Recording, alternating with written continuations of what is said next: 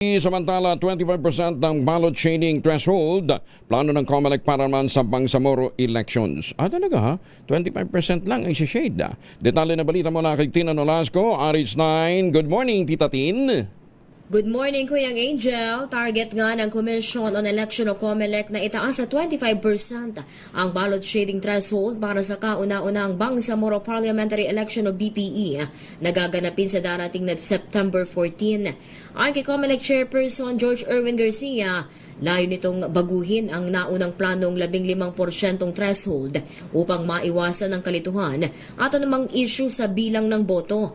Ang shading threshold ang tumutukoy sa kabuang sukat ng bilog o oval sa balota na kailangang ma-shade o makulayan ng botante para tanggapin at mabilang ng Automated Counting Machine o ACM ang kanyang boto. Tugon ang nasabing hakbang sa mga panawagan at pagtutol ng ilang grupo sa 15% shading threshold.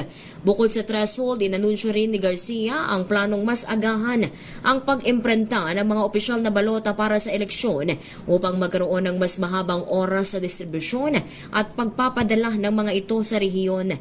Mula sa orihinal na plano na sa buong buwan ng Hulyo mag-imprenta at sa Agosto magpapadala, target na ngayon ng COMELEC na simulan ng printing sa ikatlo at huling linggo ng Hunyo at inaasang matatapos sa ikalawang linggo ng Hulyo.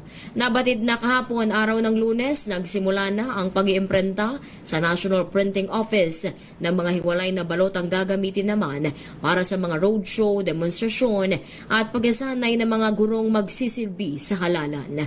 Ito si RH9 Tina Nolasco para sa DZRH, una sa Pilipinas, una sa Pilipino.